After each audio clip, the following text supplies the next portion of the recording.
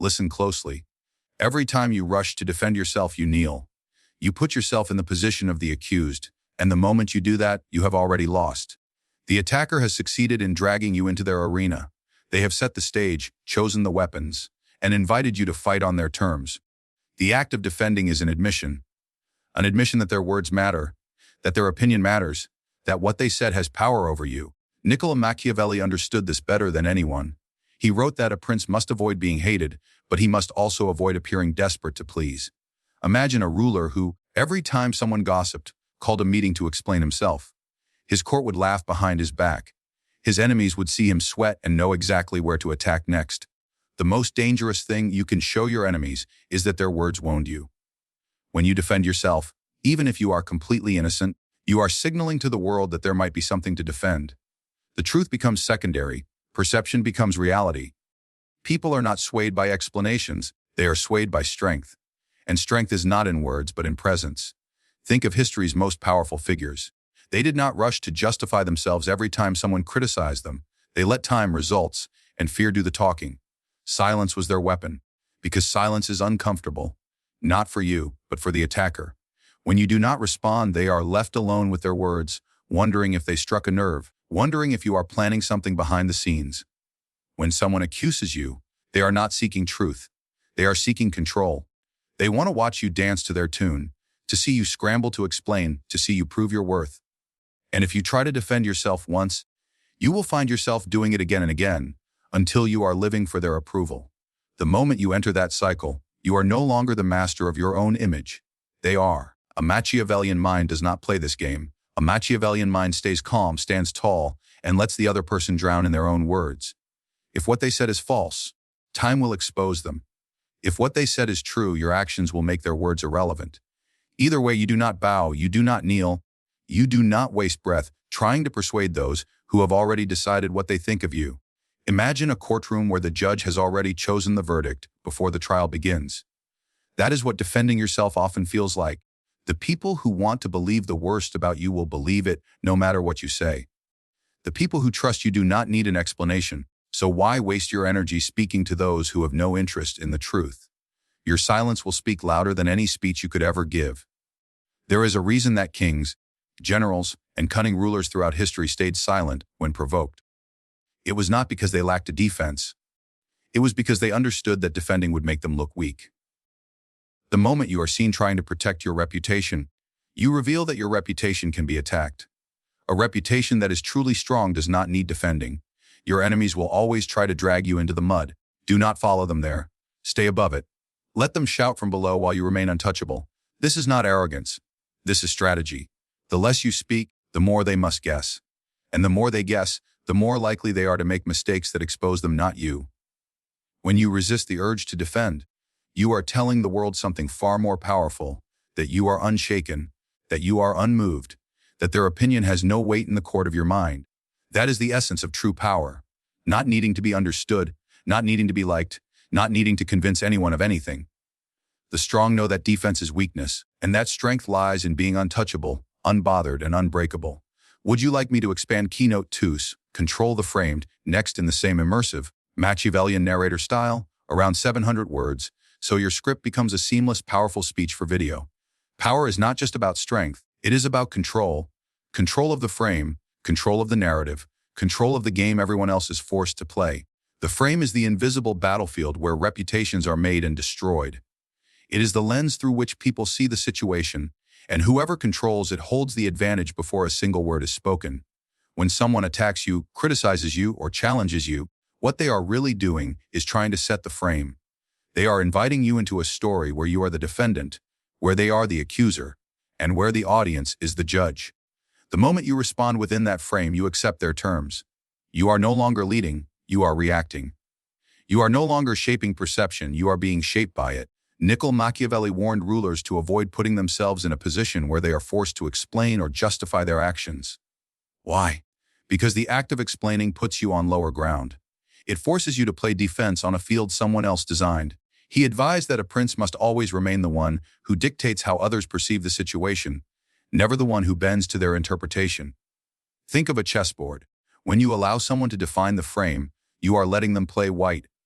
They make the first move, They choose the strategy, and you are left to respond. A true strategist flips the board. He does not answer accusations directly. He reframes them, redirects them, or ignores them entirely, leaving the other side confused and frustrated. This is why the most powerful figures in history often turned accusations into opportunities. Instead of defending themselves, they shifted the conversation to something bigger. They questioned the motives of the accuser, they redirected attention to their own victories, or they spoke about a higher principle that made the attack look petty. By doing so, they stole back control of the frame. Imagine a leader accused of being cruel. If he defends himself by insisting he is compassionate, he accepts the frame that cruelty is bad and compassion is the standard. But if he reframes the attack by saying that strength requires hard decisions, that cruelty is sometimes mercy in disguise, he has now shifted the narrative from his behavior to the nature of power itself. Suddenly, his critics are the ones defending their softer, weaker position. The frame is powerful because people naturally see the world through the first story they are given. If you are silent or defensive, you allow your enemies to write that story for you. But when you control the frame, you write the script everyone else is forced to follow. You can make the audience sympathize with you without asking for their sympathy. You can make the attacker look desperate without saying a single word about them. The key is composure. The one who controls the frame never looks rushed, never looks emotional, never looks flustered. The more calm and deliberate you appear, the more others feel they are dancing to your rhythm. They will begin to measure their words around you, because they sense that you are the one who dictates how the game is played. In personal life, this principle is just as critical. When someone accuses you, they are trying to pull you into their emotional storm. If you match their energy, if you shout back or explain yourself frantically, you have stepped inside their frame. But if you remain calm, even amused, you make them look dramatic, emotional, and unbalanced. People trust the one who looks in control. When you control the frame, you do not even need to respond directly to every criticism. A single raised eyebrow, a pause, or a small smile can shift the entire conversation. It sends a message: you are not bothered, you are not playing the role they assigned to you. And when you refuse to play that role, they lose the power they thought they had. Machiavelli taught that perception is more powerful than truth. The frame is where perception is created. If you do not seize control of it, someone else will, and then you will spend your life fighting on battlegrounds they designed. Control the frame, and you control the story, the conversation, and ultimately, the power dynamic itself.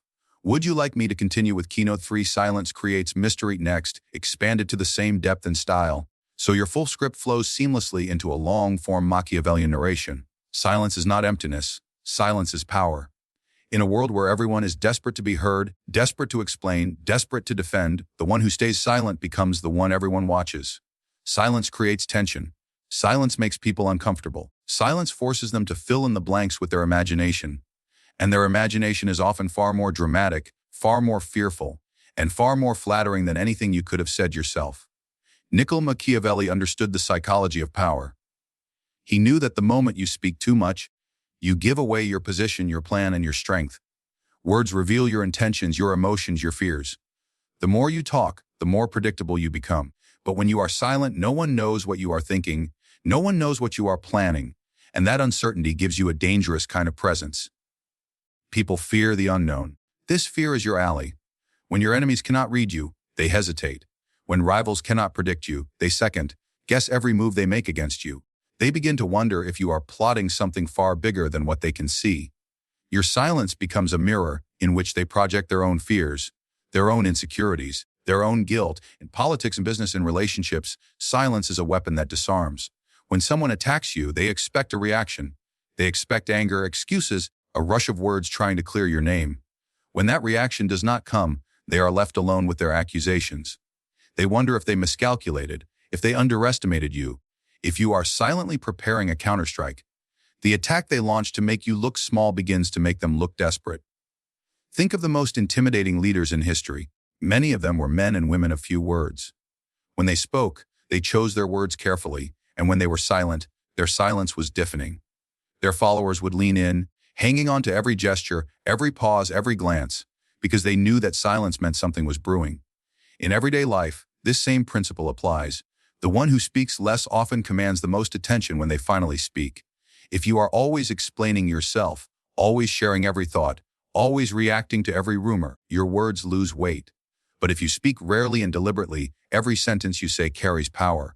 People remember it, repeat it, and shape their behavior around it. Silence is not passive. It is an active choice. It is the choice to make others reveal themselves before you reveal yourself. It is the choice to watch before acting, to let others show their hand while you keep yours hidden. And the longer you remain silent, the more they will expose themselves. They will speak too much, reveal too much, and dig their own graves while trying to get a reaction out of you. There is also seduction in silence. Mystery is magnetic. People are drawn to what they cannot fully understand. When you are silent, you become a puzzle they want to solve. They will try to get closer to you, try to earn your words, try to get inside your mind. And without even trying, you have made them chase you. You have made them invest their energy in understanding you, while you conserve your own. But silence is not just about withholding speech. It is about controlling your entire presence. Your face, your posture, your breathing, all speak when your mouth does not. A calm, unreadable expression in the face of chaos is more powerful than 1,000 shouted defenses. It shows that you are not rattled, that you are not broken, that you are not easily moved. Machiavelli warned that rulers must avoid showing too much of their heart. To be feared and respected, a ruler must keep a part of himself hidden from everyone. Silence is the veil that keeps that hidden part intact. The world may speculate, they may gossip, they may invent stories about you. But all of that only adds to your legend. The greatest leaders knew how to use silence as a trap. They let their enemies speak and speak until their own words condemned them.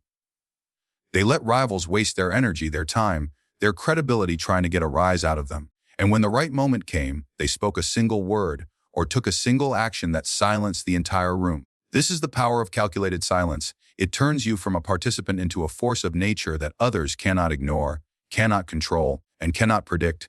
Would you like me to continue with keynote 4? Let actions, not words, win in the same intense, Machiavellian narrator style, again around 700 words. To complete your full long-form script, words are cheap. They are easily ignored, easily twisted, and easily forgotten. But actions cannot be debated. Actions cannot be denied. Actions cut through the noise and force the world to take notice. When you are attacked, when you are doubted, when you are challenged, do not waste your breath arguing. Do not waste your breath explaining. Show them. Prove them wrong without saying a single word. Niccolò Machiavelli taught that appearances matter more than truth. But he also warned that appearances are not built by speeches alone. They are built by results. You can speak about strength all day, but until you act with strength, no one will believe you. You can say you are loyal, honorable, capable. But people believe what they see, not what they hear. The ruler who spends his time explaining his virtues is forgotten. The ruler who demonstrates them is immortalized. When someone accuses you, when someone questions your character, the most devastating response is to rise higher and do better. If they say you are weak, become stronger. If they say you cannot succeed, succeed in a way they cannot ignore. If they say you will fail, let your triumph humiliate them more than any insult ever could. This is the most elegant form of revenge. Not to fight with words, but to crush their narrative with undeniable proof. Think of a general on the battlefield. His enemy spreads rumors that his army is weak, unprepared, and afraid. He could spend time sending messengers, writing letters, assuring the people that his army is ready. But the true strategist does not waste time with reassurance. He marches into battle, wins decisively, and lets the victory speak for him. That single act erases every doubt, every whisper, every insult. The people cheer not because of what he said, but because of what he did. This is the power of acting instead of talking. You cannot be misquoted. You cannot be misunderstood. The result speaks in a language everyone understands, and it is permanent. Words fade, actions become history. In personal life, this principle is just as ruthless and just as effective. When people doubt you, you owe them nothing. No explanation, no justification, no speech about why you are right. You owe them only results. When they see those results, when they see you thriving, their words become hollow. They may still talk, but no one will listen because your actions have already settled the argument. There is also a psychological element here. When you argue with someone, you give them attention, and attention is energy. You validate them. You show them that their opinion has weight in your life. But when you refuse to engage, when you channel that energy into building, creating, succeeding, you starve them of the reaction they crave. You leave them powerless, watching from the sidelines as you transform into something greater. Machiavelli believed that fortune favors the bold, not the loud. Action is boldness. Action is risk. But it is also the only way to change the narrative. When you act, you seize control of reality. When you speak, you are still in the realm of ideas of theory. Action turns theory into fact, and facts are harder to fight than words. Every time you act instead of argue, You are rewriting the story on your own terms. You are saying to the world, judge me by what I do, not what they say. And when you do this consistently, you build a reputation that becomes untouchable. People stop questioning you because your track record speaks louder than any speech you could deliver. The most dangerous opponent is the one who does not waste time fighting with words, the one who simply advances relentlessly until there is nothing left to say. Be that opponent.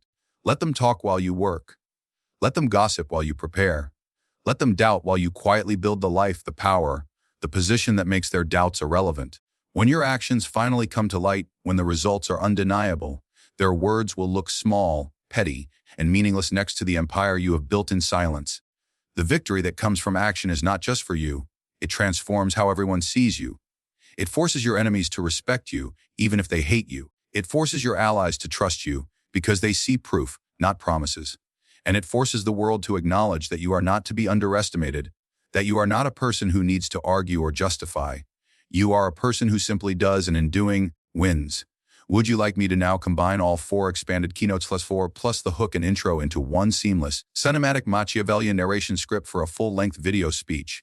This will give you a single polished flow for recording. The lesson is simple, but it is not easy. Stop defending yourself. Stop explaining your life to those who do not deserve to hear it. When you defend, you show weakness. When you control the frame, you turn the tables. When you choose silence, you become a mystery that others must chase. And when you let your actions speak, you turn your life into a verdict no one can argue with. This is how the powerful move through the world. Calm, deliberate, untouchable. They do not waste breath on those who would drag them down. They let others talk, gossip, and shout while they stay silent, build their empires, and crush every doubt with results. You are not here to be understood. You are here to be respected. You are here to win. And those who try to pull you into their little arguments will one day be silenced by the undeniable force of what you have become. Never defend yourself. Never kneel. Never let them set the stage. Stay above the noise and let the world learn what true power looks like. Not from what you say, but from who you become.